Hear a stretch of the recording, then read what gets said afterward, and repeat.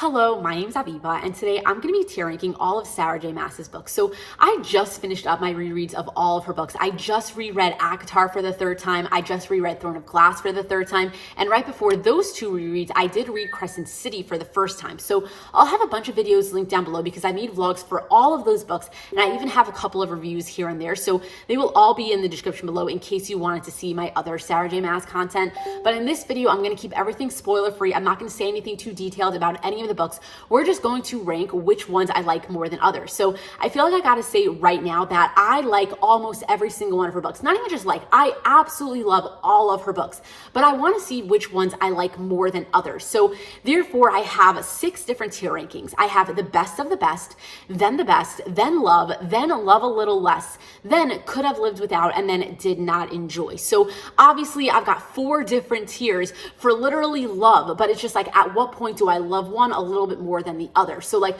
don't get me wrong, if something is lower on this tiering, it doesn't mean that I don't like the book. It just means that I like it less than I like some of her other books. You know what I mean? So with that said, let's get started on the tier ranking. First up, we have Throne of Glass, which I feel like I love. We might have to move this stuff around like as we go further because I'm not sure like what is going to have to go above each other, but we're going to start with absolutely loving Throne of Glass for now. And then I'm going to say that Crown of Midnight I love as well because I just know that Heir of Fire and Assassin's Blade is the best. Like I absolutely love Heir of Fire, Assassin's Blade, and then Queen of Shadows is the best of the best. So like those are my 3 favorites from the entire Throne of Glass series. Like I'm well aware of that. And honestly, like I feel like I could put like Heir of Fire and Assassin's Blade on the best of the best as well. But if I really had to choose, then Queen of Shadows is going to be a little bit more loved than Heir of Fire and Assassin's Blade. And that is literally why I had to make like 4 tiers for this, because I just knew that like some stuff I just like a little bit more than others. You know what I mean?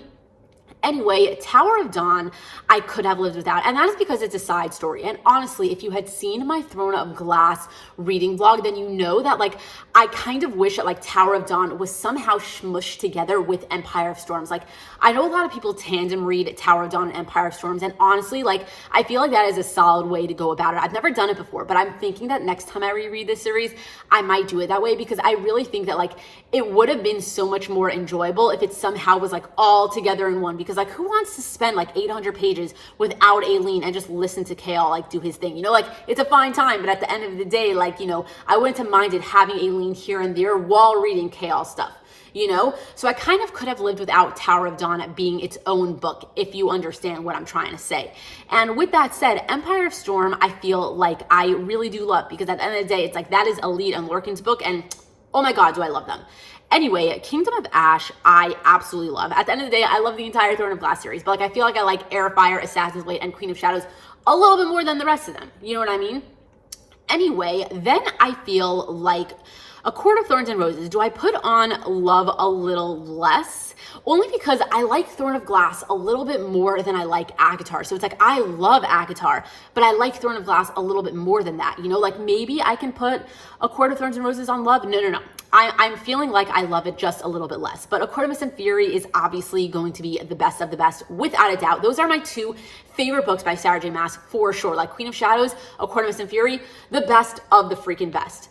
Anyway, then A Court of Wing and Ruin, I'm gonna say I love a little less, and that is because it's like a war book. And if you saw my like ACOTAR reading vlog, then you just know that like I'm just not so into war books. Like I even said this when I was doing my Throne of Glass reading vlog, like Kingdom of Ash. Like I mean, fighting scenes are just my least favorite, but like obviously they have to happen to complete the series. But like at the end of the day, like I'm just not so into war. I like the romance a lot more. So even though there were really good romances in A Court of Wing and Ruin, at the end of the day, it is like, you know, just them defeating Hybern. So you get what I mean? Anyway, A Court of Frost and Starlight, I love a little less. I would have put it, I could have lived without, because honestly, I would not have minded if ACOTAR ended with A Court of Wing and Ruin. But at the end of the day, I'm going to put it at love a little less, because I just like to think of that as an extended epilogue. And at the end of the day, like nothing bad happens in that book. It's a great time. It's just like a lot of like face and like, you know, smut and like a lot of like fluff and everything along those lines. So like it's a fine time, but like honestly, like I could have lived without it, but I just don't want to be that mean to it, because honestly, like I kind of liked the book. So we're going to put it there. Anyway, A Court of Silver Flames, I could have lived without. And that is because, again, I kind of would not have minded if the entire ACOTAR series ended with A Court of Wing and Ruin. And I am not the biggest Nesta and Cassian fan. Like, they are my least favorite characters from the entire ACOTAR series.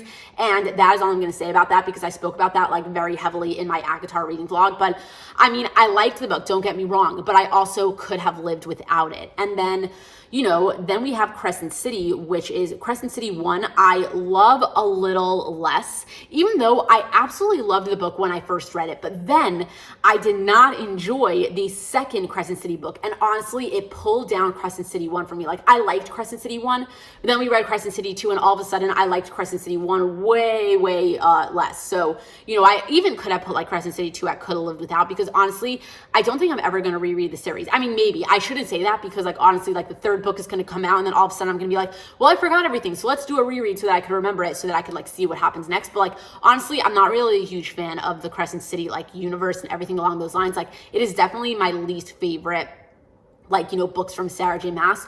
So yeah, with that said, let's look this over again. The best of the best. Queen of Shadows, Court of Mist and Fury. I definitely feel that. Then the best, Heir of Fire, Assassin's Blade. I definitely feel that too. I absolutely love the rest of the Throne of Glass series. I love the entire ACOTAR series, a little bit less than Throne of Glass. And then I could have lived without Tower of Dawn, A Court of Silver Flames, and Crescent City. I feel like that is accurate. And then obviously I did not like Crescent City 2. If you have seen my review on it, then you understand all the reasons why. So anyway, that was quick. That was a lot of fun. That is my tier ranking for all of Sarah J. Maas's books. Let me know what your favorite and least favorite books by her are, if you've read all of them and you have a favorite and least favorite. Leave a comment down below on what you thought of my tier ranking. And if you enjoyed watching this video, then give it a thumbs up, subscribe if you're not subscribed, and thank you for watching. And until next time, enjoy reading.